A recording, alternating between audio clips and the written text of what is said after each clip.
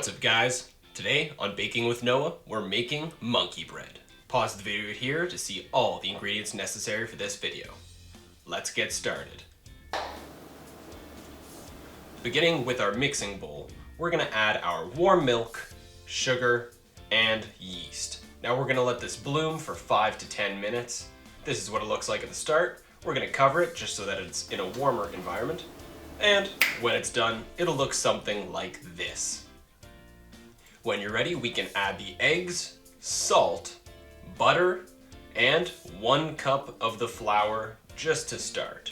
We're gonna beat this on a low speed for about 30 seconds before adding the rest of the flour. This is just to prime it. And we're gonna mix this for about 2 to 3 minutes in the mixer.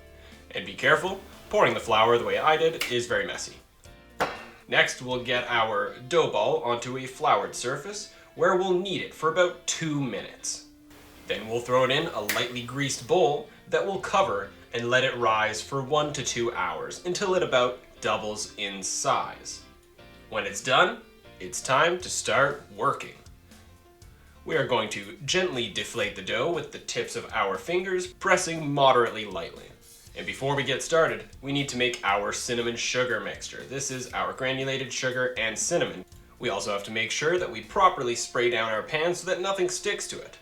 Time to rip off some golf ball sized pieces of dough, roll them into a beautiful ball. We're gonna dip them in the melted butter, and then they'll go into the cinnamon sugar mixture, and we're gonna roll it around in there and let it get all covered. And in the pan it goes, rinse, repeat.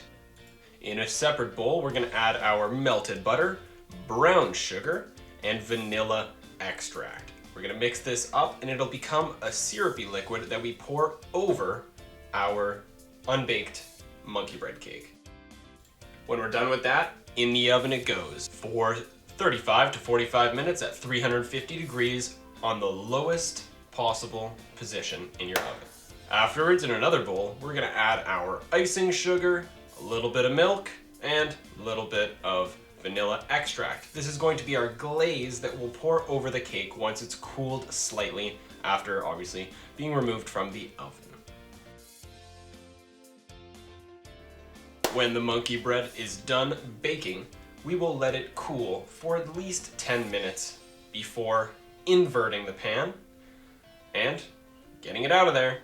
And doesn't that look delicious already? I already want to eat it.